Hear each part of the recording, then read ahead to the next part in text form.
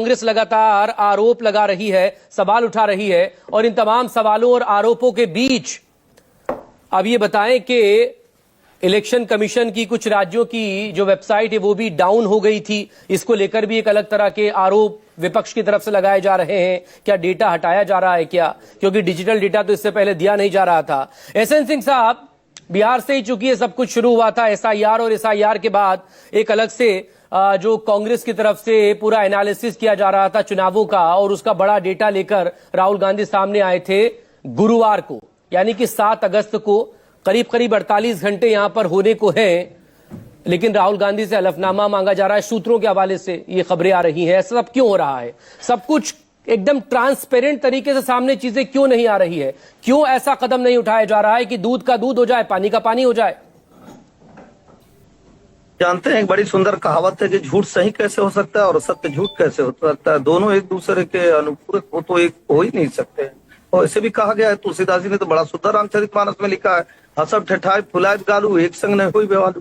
भाई राहुल गांधी जी तो महाराष्ट्र चुनाव के बाद भी संशय की स्थिति उत्पन्न किए थे, लेकिन चुनाव आयोग को उन्होंने कुछ दे तो नहीं पाया। एक बात। दूसरी बात मैं कह रहा हूँ कि मान लीजिए 1 मिनट के लिए राहुल गांधी जी कहते हैं कि ये गलत है, तो गलत को सही करने के लिए अगर प्रक्रिया एसआईआर पूरी हो रही है तो उसमें भी आपको तकलीफ हो रहा है। भाई तकलीफ क्यों हो रहा है?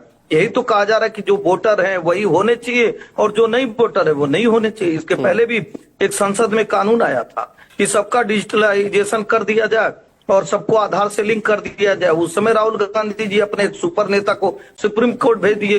क्यों भेज दिए? क्या आपको जो है देश से प्रेम नहीं है? क्या आपको संस्थाओं से प्रेम नहीं? रही बात राहुल गांधी जी के विश्वास और अविश्वास की बात की, आप राहुल गांधी जी देखिए ना कैसे कैसे झूठ बोलते हैं, कैसे कोई विश्वास करे। अगर राहुल गांधी जी को सत्य प्रतीत झूठ होता क्या है है इसमें? तो सत्य तो चाहे सिग्नेचर बोले। झूठ क्या है इसमें? एक वो डेटा राहुल गांधी सामने लेकर आए, खैर वो कांग्रेस प्रवक्ता इस पर जवाब देंगे, लेकिन मेरा काउंटर क्वेश्चन आपसे है कि वो डेटा जो चुनाव आयोग की तरफ से उन्हें दिया गया था, उसी डेटा को उन्होंने एनालिसिस किया, उसी में खामियां पकड़ी और वो चुनाव आयोग को दे दी।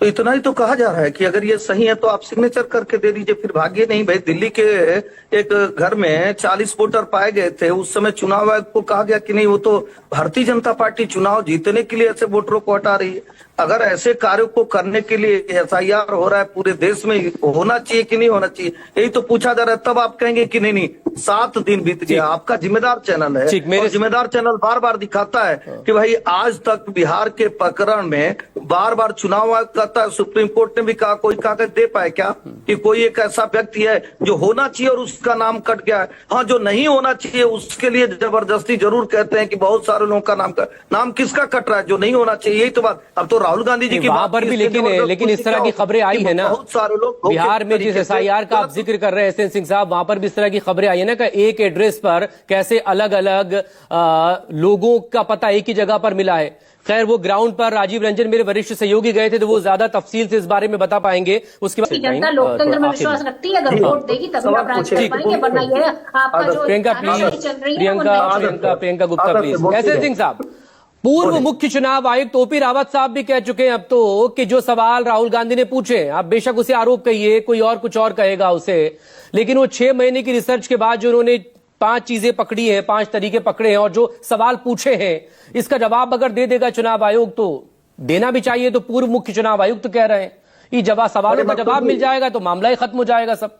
मकसूद जी, लोकतंत्र में ना जितना पूर्व चुनाव आयुक्त का अधिकार है उतना ही आपका भी अधिकार है, उतना ही विपक्ष का भी है, उतना ही एक व्यक्ति देश के हर नागरिक का है। पूछ सकता है, लेकिन आप पूछ लीजिए। आप चुप तो रहिए। आप जिस तरह से प्रियंका जी को समय दिए 10 सेकंड दी, मैं कह रहा हूं ऐसा माफी वीर जो हर बात पे भाई केवल राफेल पे आरोप लगा दिए या बाद में कान पकड़ के माफी मांग लिए, पेगासस पे आरोप लगा दीजिए फिर कान पकड़ के माफी मांग लीजिए, ईवीएम पर आरोप लगाइए, सुप्रीम कोर्ट पर आरोप लगाइए, चौकीदार चोर पर आरोप लगाइए, कान पकड़ के माफी मांग लीजिए। को कहा जा रहा है कि आप लिख करके। एक बात। दूसरी बात मैं कह रहा हूं, जानते मैं किसी का नाम लेके नहीं कह रहा कि पूरे दर्शक समझ जाएंगे। एक बच्चा रोता है, उसके हाथ से खिलौना गिर जाता है तो लोगों ने सोचा है तो खिलौना के नाते रो रहा, खिलौना दे दिए, फिर रोने लगा, फिर कुछ हो गया, फिर रोने लगा।